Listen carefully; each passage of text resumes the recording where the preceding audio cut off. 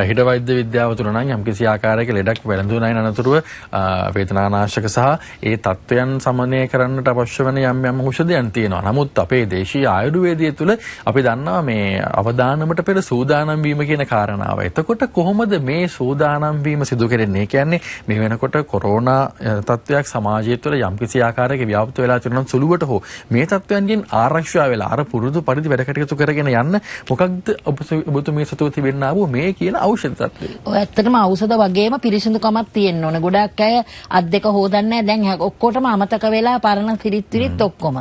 නිතරම පිරිසිදුභාවය තමයි අංක 1. ඊට පස්සේ මේ වගේ ලෙඩක් වැළඳෙනකොට ගොඩාක් සෙම අධික අයට තමයි මේ රෝගේ ඉක්මනින්ම වැළඳිලා මේ ශ්වසන වලට ගිහිල්ලා පෙනහළු වලට ගිහිල්ලා ඉතාමත්ම දරුණු මට්ටමටපත් වෙන්නේ. ඒක නිසා ගොඩාක් සෙම තියෙන අය මේ ගැන වැඩියෙන්ම අවධානයෙන් ඉන්න ඕනේ. මම මේකට හදලා තියෙන ඔසු පැන් එකක්. ඒක තේ වෙනුවට බොන්න පුළුවනි. උදේ හවස බිව්වොත් ඇත්තටම සෙමත් නැති වෙලා බෝ වෙන රෝගයක් හැදුනත් ඒක ශරීරයෙන් වළක්වාගෙන ලේ තුනී වෙලා ඒ ලේ කැටි ගැහිම් සිද්ධ නොවන විදියට හදලා තියෙනවා. තව මම කොරෝනා වලට වෙනමම කැප්සූල් එකක් හදලා තියෙනවා.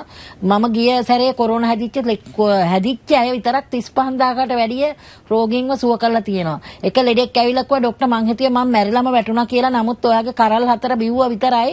මට පැයක් යනකොට මම පරණ තත්ත්වෙම නැගිටලා මගේ වැඩ ටික කරගන්න පුළුවන් මට්ටමට හොඳ වුණා කියලා. ඉතින් ඒකින්ද ඒවා හොඳ කරගන්න හරියට ක්‍රමානුකූලව ප්‍රතිකාරය කළොත් සුව කරන්න පුළුවන්.